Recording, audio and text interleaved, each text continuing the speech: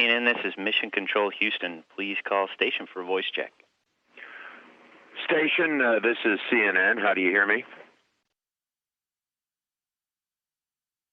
CNN, this is Station. We've got you loud and clear, John.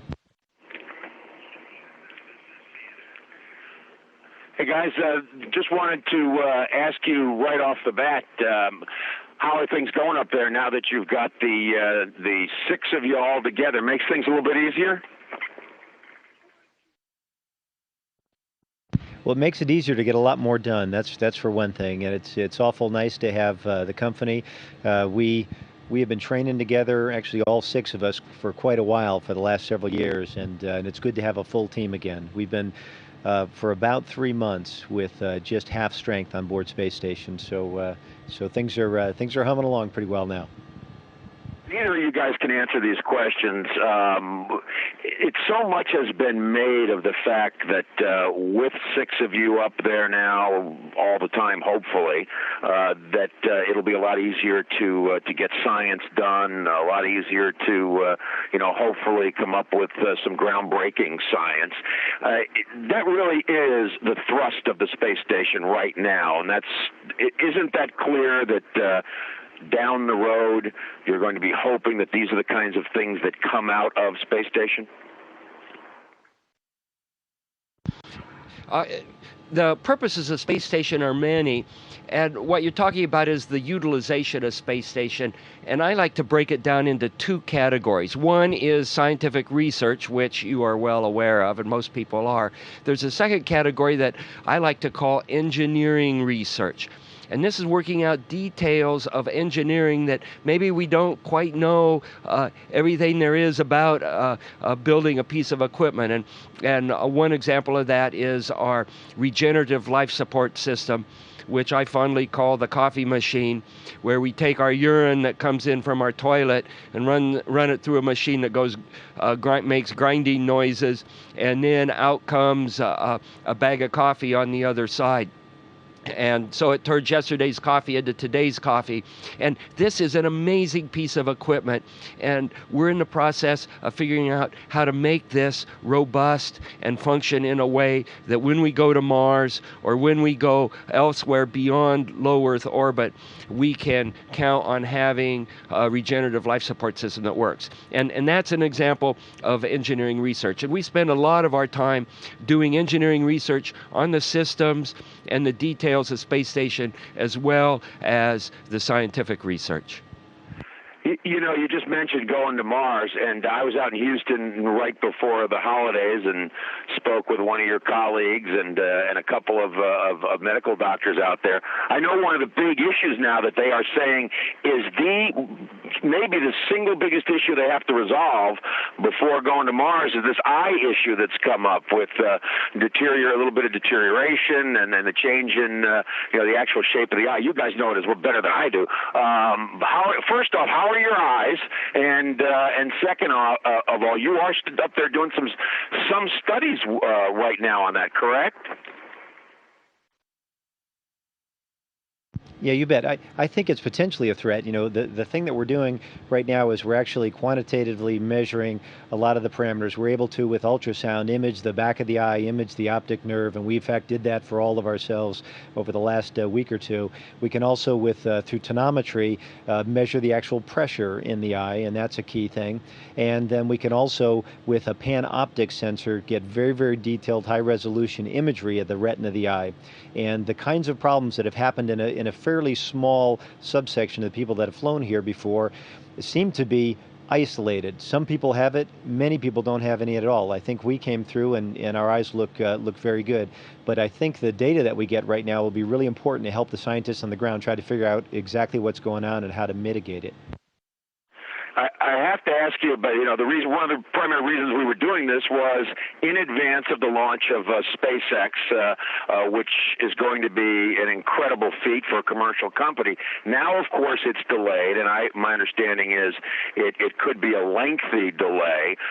That's still got to be a bit disappointing to you guys. I know you did a lot of practicing on grappling SpaceX, the Dragon, and when it gets there.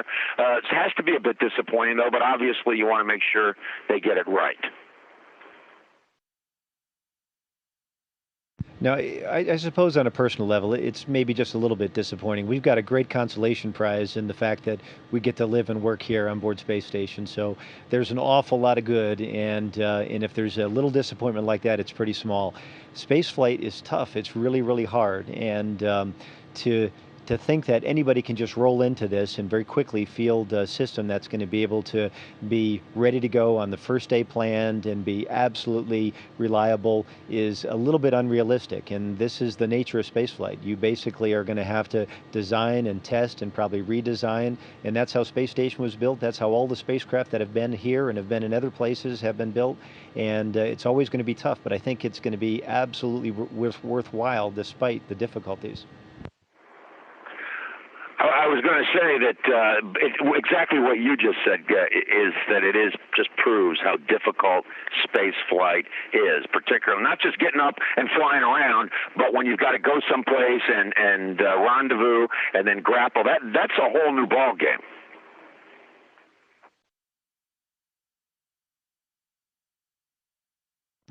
Well, one of the unique things about SpaceX is it flies up like HTV and just gets close to space station, and then we kind of lasso it with the robotic arm and bring it in the last 10 meters and berth it to one of our docking ports. And this is a pretty sporting thing, particularly from space station operations from our viewpoint, and it's something that we spend a lot of time training for. Just like spacewalks, we spend a lot of time training for. Maybe we do a spacewalk, maybe we don't, but we're prepared for the situation. I got a last couple quick questions for you. Space junk that's up there, it seems as if and maybe it's just me, but that you're more frequently having to either dodge it or, perhaps get into the escape vehicles. Is it disconcerting? Does something need to be done to address the growing amount of space junk that's up there? I understand there's a 3D movie out right now, or a new movie out, all about space junk that just came out, as a matter of fact. I think it's a big threat, and it's something that we need to be really cognizant of in the future. Everybody that operates in space needs to be very careful about the spacecraft that they have here. We need to be very responsible about it. The amount of conjunctions that we're seeing right now and the debris avoidance maneuvers that we end up commanding on space station to avoid things is probably partly a reflection on the increase in the amount of debris that's out there, but it's probably also a little bit of a reflection in our ability, or an increase in our ability to actually see it. But still, there's an awful lot of material that's up here that falls below the threshold of what radars can actually detect. So to a certain degree, you're operating kind of in the field of big sky, small airplane mode, if you were to use an aviator's parlance. So I think it's really, really critical that we get the capability to monitor as best we can debris in orbit, that we basically design vehicles that when they're reach the end of their life either are deorbited and are designed with that capability, or are reboosted, deorbited upwards, for example. And we always have got to be ready in the unlikely but potentially catastrophic event that if we were to have a debris strike, we have to be able to be in a position where we can protect the space station and ourselves. Running out of time. 50th anniversary of John Glenn's flight coming up. Historic. You guys will be up there when it happens. How do you feel about where we've been, where we've come, where we need to go? Oh gosh, I think we've been a long way since John Glenn orbited the Earth, and you think about his space flight was such a short flight in a capsule that he couldn't even unstrap from, and you look at what we're doing now, and it's just amazing in terms of the orbital operations that are going on now with Space Station and the numbers of people that are flying in space. And where it's going to go in the future, who knows? All I could say is stay tuned. Gentlemen, thank you so very much for your time. This is John Zarrella with CNN, and wrapping it up. Back to Houston. Station, this is Houston ACR. That concludes the CNN portion of the event. Please stand by for a voice check from the Associated Press. Station, this is the Associated Press. How do you hear me? Associated Press is at International Space Station. Welcome aboard, Marcia. We've got you loud and clear. Well, good morning, Commander Burbank, Dr. Pettit. Greetings from the Kennedy Space Center on a beautiful morning. I'd like to start off a little bit with SpaceX. Do you have any insight into when the launch might be and whether either of you will still be on board when that happens? I have not heard dates. I know that there have been some issues that have come up in testing. As much as we would personally enjoy the opportunity to actually get a chance to grapple and birth SpaceX, if that's not to be during our mission, then that's okay. We've got plenty of other things to occupy us and very rewarding things as well. But they'll fly when they're ready, and they'll fly when they need to. And whoever's here, whether it's us or the next crew, that crew is going to be ready as well. Well, could you put the flight in perspective for me, how you see its place in space history, the big picture of when it does happen?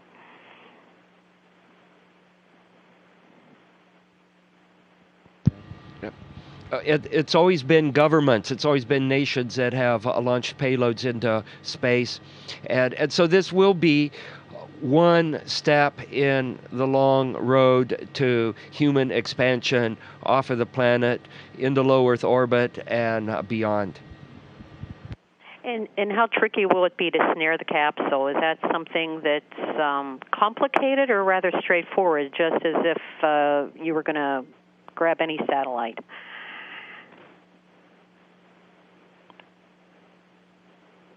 I think at first order, it's a fairly straightforward operation. It's something that we can train pretty well. We can simulate very well, and in fact, we now have the capability on board Space Station using a couple different computers that we can actually replicate the simulators that we use on the ground, and actually right up until the day of a grapple, a track and capture, we'd call it. We can actually practice that and go through at least the piloting skills of how that works.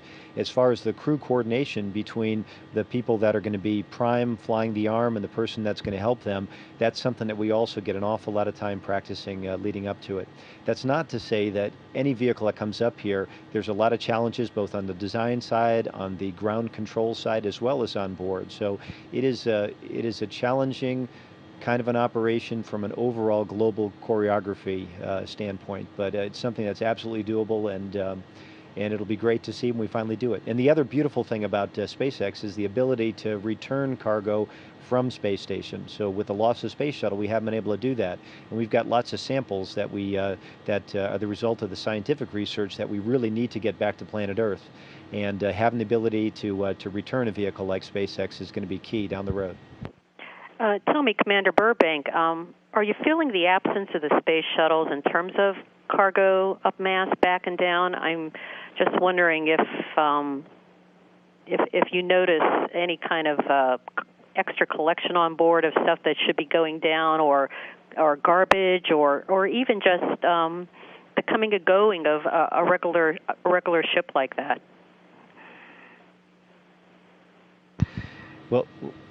Well, there's been some impact, certainly, and it would be disingenuous to say otherwise. The shuttle did all the heavy lifting, both literally and figuratively, for Space Station, and it was the unique capability we needed to bring up big, heavy modules, to assemble them using the shuttle's robotic arm in conjunction with the station robotic arm, to support EVAs that are based off the shuttle and even off the station. It's not just the up mass, down mass that we lost with the shuttle, but speaking to that specific question, it has been a little bit more challenging, and it's been made more so by the loss of Progress 44P this past summer.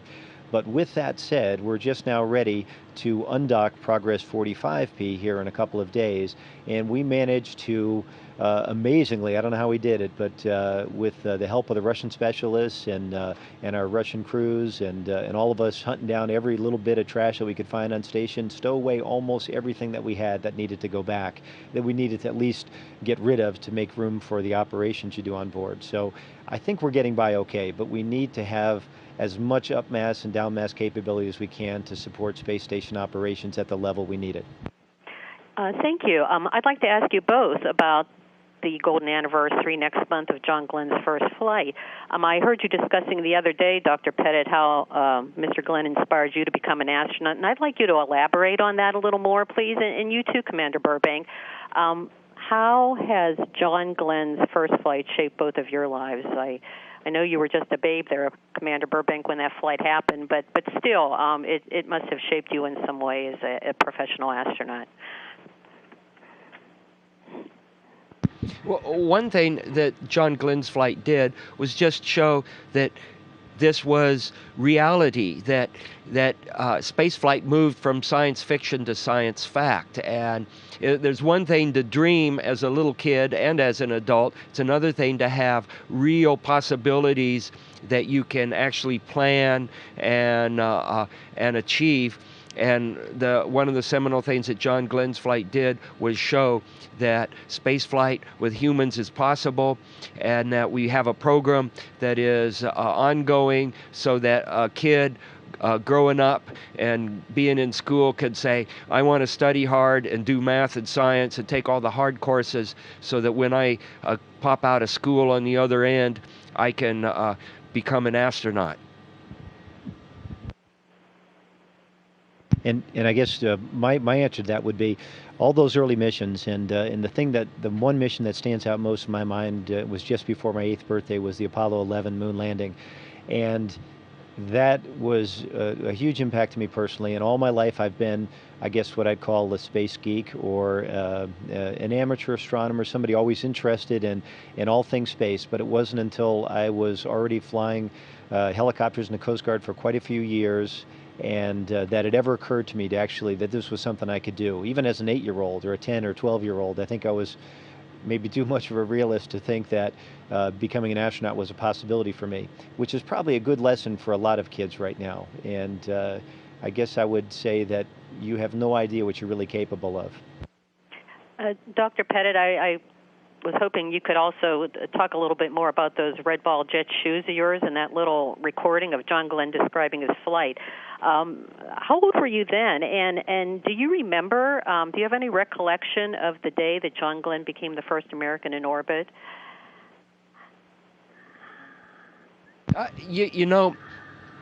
I probably remember the little record in the red ball jets more than John Glenn's actual launch. And I can't really remember how old I was. I could look at the dates and do the math, but what really burned an image in my mind were the pictures that would show up in Life magazine.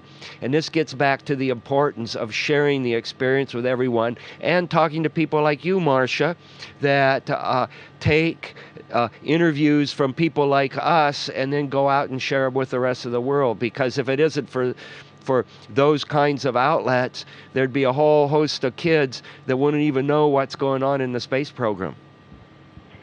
And one more question along this line, if I might.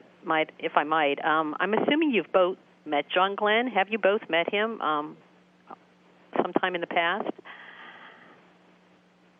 Absolutely. Yeah? Okay, thank you.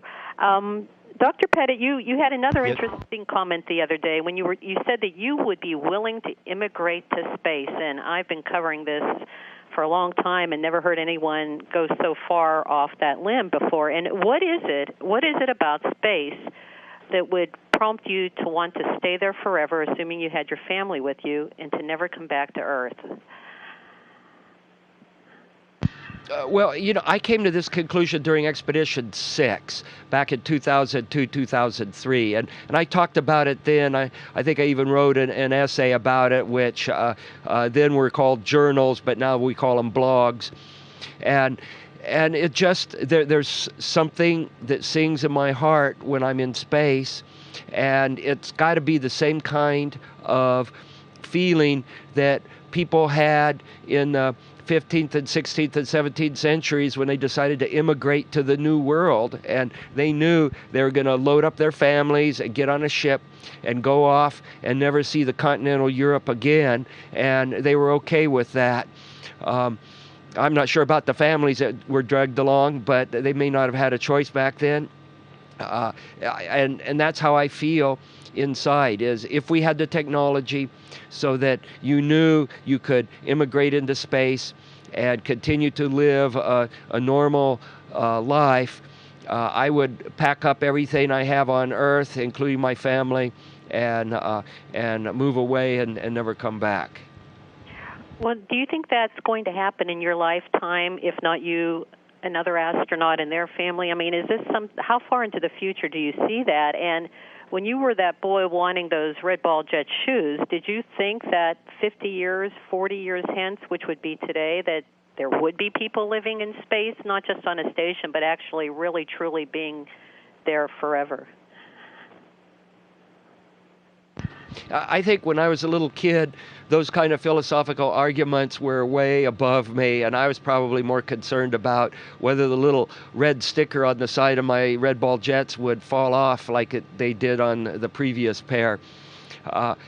But in terms of where will we be in another 50 years, my crystal ball doesn't see that far. I do think that these kinds of concepts of the future are built by people starting off saying, we want to make that happen. And so if we want to be able to basically colonize places outside of Earth, it's something that we as human beings, we as Americans need to say, we want to make that happen, and then we just roll up our sleeves and we do it. And it'll take 20, 25, 30 years of hard work to do it, but we've got to have a plan, we've got to be motivated, and we just have to start in and work on it, and that's how we'll make this future. Well, I'd like to say thank you to both, and good luck and Godspeed on your journeys. Thanks very much, Marcia. You take care. The station, this is Houston ACR. That concludes the event. Thank you. And thank you, CNN and Associated Press. Station, we're now resuming operational audio communications.